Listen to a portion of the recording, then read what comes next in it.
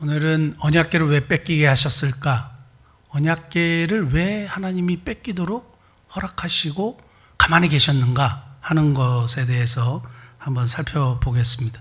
지난 수요일에는 하나님을 알지 못하는 사람들, 그래서 이 홈리와 비느하스, 엘리 대제사장의 아들 홈리와 비느하스가 하나님을 알지 못하는 사람들의 부류라고 이렇게 형성되어 있는 벨리야알, 행실이 나쁜 사람들, 불량배들, 하나님을 두려워하지 않는 자들.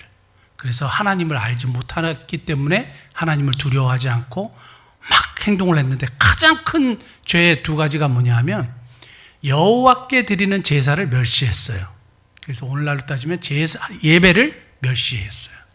두 번째는 종교를 혼합시켰어요.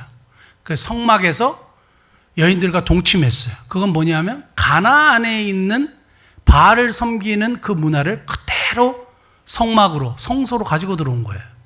그러니까 그러한 행위를 통해서 뭘 기대했는지는 모르지만 가나안의 그 우상을 숭배하는 예배의 문화를 성막으로 가지고 들어오는 아주 큰 죄를 범했어요. 그래서 하나님이 가만두지 않겠다, 심판하겠다 해서 결국에는 이제 심판을 받게 됩니다.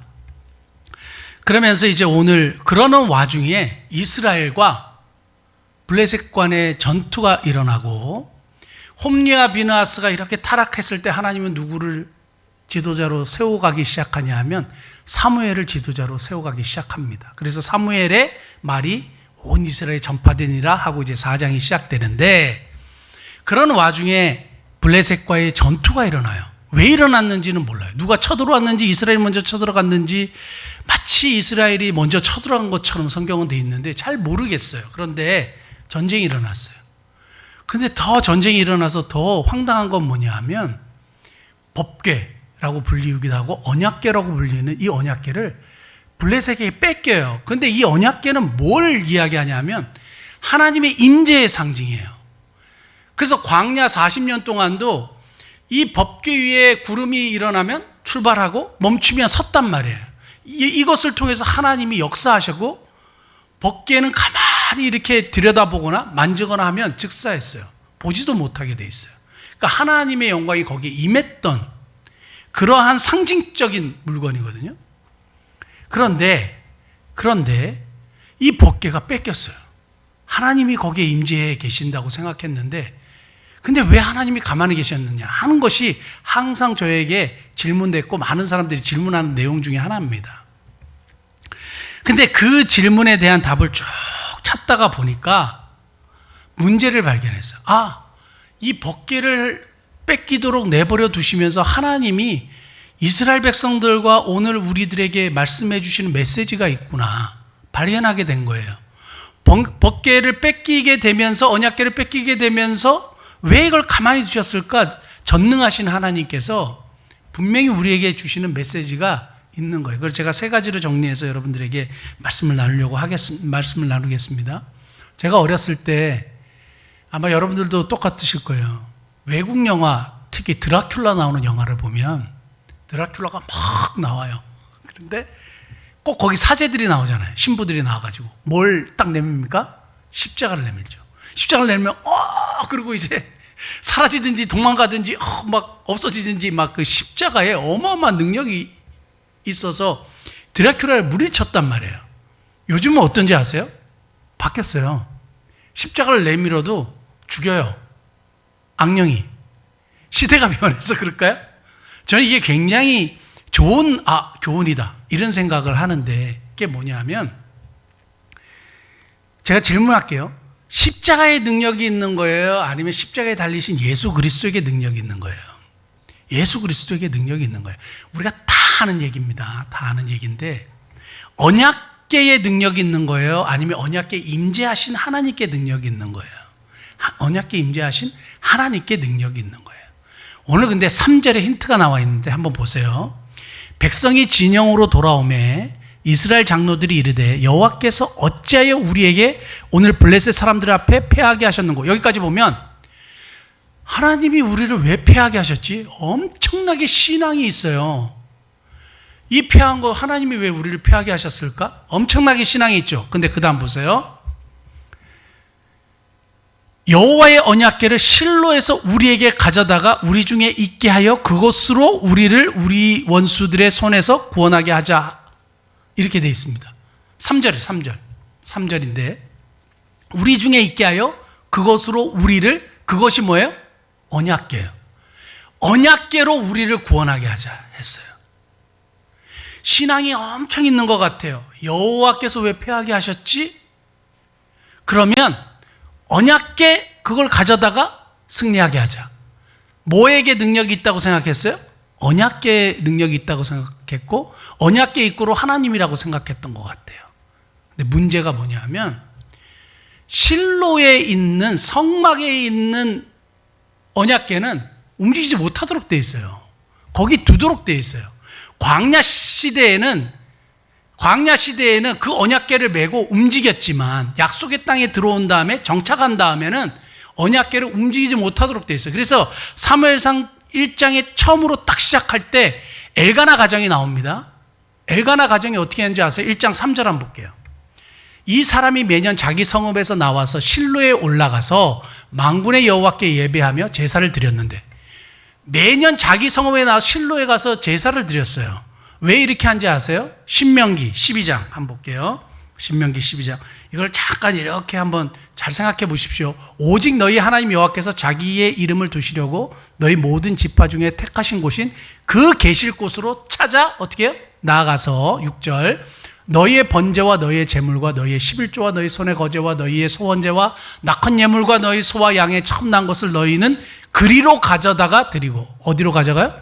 실로에 가져가서 성막이 있는 그곳에 예배를 드리도록, 제사를 드리도록 했어요. 법궤는 움직이지 못하도록 되어 있습니다. 그런데 어떻게 해요? 법궤를 가져오라는 거예요. 그래서 누구를 보내요? 사람들을 보내요. 법궤는 누구만 들 수 있어요? 제사장만 들 수 있어요. 그러니까 신앙이 타협하고 타락해갖고 어디까지 갔냐 하면 법궤의 능력이 있다고 보기 시작했어요.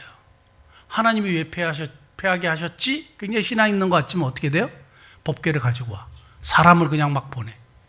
하나님의 말씀에 대한 생각은 전혀 없고 율법에서 분명히 말씀하신 것은 다 잊어버렸어요. 그리고 사람을 보내서 데리고 와요. 그리고 타락했던 제사장 같이 옵니다. 그 타락했던 제사장이 홈리와 비누아스고 그걸 묵인했던 사람이 엘리 대제사장이에요. 법궤를 움직이면 돼요? 안 돼요? 안 돼요. 그러면 하지 말라고 해야 돼요. 근데 그냥 일반 사람들이 들도록 괜찮아 가자 뭐 이렇게 했던 것 같아요. 하나님이 너무 화가 나신 거예요. 하나님 너무 화가 나신 거예요. 결국 이 사건을 통해서, 블레셋과의 전투를 통해서 법궤가 뺏기는 이 말도 안 되는 사건을 통해서 분명히 말씀하시는 메시지는 뭐냐 하면 이스라엘 백성들의 영적인 현 주소를 가르쳐 주시는 거예요.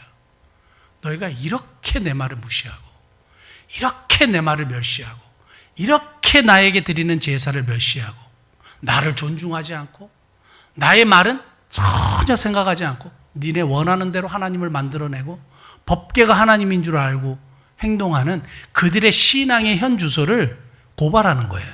하나님이 가르쳐 주시는 거예요. 사랑하는 성도 여러분, 우리가 이러한 일들을 볼 때 우리의 신앙은 어떤가 한번 돌아봐야 되죠. 우리들의 신앙의 현 주소. 저는 그러면서 이런 생각을 했어요. 블레셋과의 전투를 통해서 법궤가 빼앗긴 사건을 통해서 뭘 발견해요? 신앙의 현 주소를 발견하고 영적인 상태를 드러내신 것처럼 우리 삶에 일어나는 여러 가지 전쟁과 같은 문제, 환난 이런 걸 통해서 하나님이 확 드러내시는 게 뭐냐? 우리의 신앙의 현 주소를 드러내시더라고요. 결국에 사람들에게 찾아오는 질병, 그리고 말도 안 되는 경제적인 난관, 그리고 굉장히 나에게 어려움 주는 인간관계, 이런 걸 보면서 뭘 드러내는지 아세요? 그 사람의 신앙, 영적인 상태를 확연히 드러내요. 그러면 그것이 딱 드러나면 어떻게 돼요? 잘못했습니다. 아니면 내가 고치겠습니다. 이래야 돼요. 그런데 그게 드러나도 몰라. 하나님을 모르니까. 괜찮다고 생각하는 거예요. 그러다가 하나님의 징벌을 받는 거예요. 오늘은 우리에게 66권의 성경이 다 주어졌기 때문에 우리의 삶에 일어나는 여러 가지 환난과 문제와 전쟁과 같은 일들 속에서 우리의 신앙의 현 주소가 딱 드러날 때 뭘 해야 되느냐? 하나님 앞에 내가 무엇이 문제인가를 되돌아봐야 되죠. 그리고 고쳐야 되죠. 회개할 건 회개해야 되죠. 홈리와 비나스는 그걸 하지 않았어요. 엘리 대제사장도 그거 하지 않았어요. 결국에 하나님의 말씀대로 심판을 당하게 됩니다. 현 신앙의 현 주소를 발견할 때 우리가 하나님께로 돌아가야 된다는 것. 두 번째는 뭐냐 하면 언약궤가 아니라 하나님이시라는 것. 언약궤의 능력이 있는 것이 아니라 하나님께 능력이 있다는 것. 근데 결국 언약궤가 뺏겨가잖아요. 근데 블레셋에서는 하나님이 역사하셨어요. 그리고 다곤 신이 막 이렇게 뭐 무너지고 손가락 뭐 이게 다 댕강댕강 다 나가고 그래가지고 결국에는 하나님의 법궤가 있는 곳에 블레셋 지방에 독종이 생기고 그래서 사람들이 전염병으로 죽고 막 이런 일들이 일어났어요. 그러니까 이게 진짜인가 하다가 나중에 결국에는 하나님이 정말 그런 일을 하셨다는 것을 블레셋 사람들이 깨달아요. 그래서 법궤를 돌려줘요. 나중에 우리가 보겠지만 그렇게 된단 말이에요. 그러니까 하나님이 정말 살아계시면서 이스라엘 백성들이 잘못 생각하고 잘못 신앙하고 있는 법궤가 아니라 하나님이시다. 언약궤가 아니라 하나님에게 능력이 있는 것이다. 라는 것을 분명히 우리에게 보여주는 겁니다. 마지막 세 번째는 내 방식이 아니라 이스라엘 백성들이 생각했던 내가 섬기는 하나님을 섬기는 방식이 아니라 하나님의 방식에 순종해야 된다는 거예요. 하나님의 방식에 순종해야 된다는 거예요. 법궤를 일반 사람들이 갖고 오면 돼요? 안 돼요? 안 돼요. 그리고 갖고 오면 돼요? 안 돼요? 안 돼요. 거기 있어야 돼요. 자기들이 가서 예배를 드려야 돼요. 아니면 하나님께 질문을 하든지 우리가 싸워서 이길 수 있겠습니까? 무슨 문제가 있겠습니까? 하나님 도와주십시오. 하나님의 뜻을 구해야 하는 그런 모든 과정이 생략되고 내가 믿기 편한 방식으로 하나님을 만들어내는 거예요. 이게 우리 교회 안에 들어온 지난주에도 말씀드렸지만 무속신앙과 같은 거예요. 우리의 뜻을 끝까지 관철시키려고 하고 내 뜻을 이루려고 하는 것이 우리 교회 안에 들어온 무속신앙이에요. 미신적인 신앙이란 말이에요. 철저하게 성경에서 하나님은 우리에게 뭘 원하시느냐? 우리가 기도를 통해서 하나님의 뜻을 우리가 받아들이고 그 뜻이 우리를 통해서 이루어지는 거예요. 그게 성경이고 그것이 하나님의 뜻이고 그것이 하나님이 우리에게 기도를 가르쳐 주시는 이유예요. 우리의 삶의 고난을 통해서 하나님이 결국 이루시는 게 뭐냐 하면 깨닫는 거예요. 그래서 하나님의 뜻이 나를 통해서 이루어지기를 원합니다. 고백해 하시는 건데 끝까지 내가 믿기 편한 방식으로 내가 만들어낸 하나님을 섬기고 그리고 하나님이 필요할 때만 찾고 아니면 안 찾고 이렇게 되는 거죠. 그러니까 하나님이 그러한 것들에 대해서 이스라엘 백성들에게 경종을 울리시고 법궤를 빼앗기는 일들까지 하게 하시면서 깨닫게 하시는 거예요. 결국에 그것을 깨닫지 못했던 홈리하고 비나스는 죽습니다. 엘리도 목이 부러져서 죽고. 그래 이러한 하나님을 멸시하는 행위 우리도 모르게 행여나 그런 일들이 있다면 우리 자신을 돌아보고 우리 하나님 보시기에 합당한 하나님의 말씀에 순종하는 저와 여러분 되시기를 예수님 축복합니다. 기도하시겠습니다.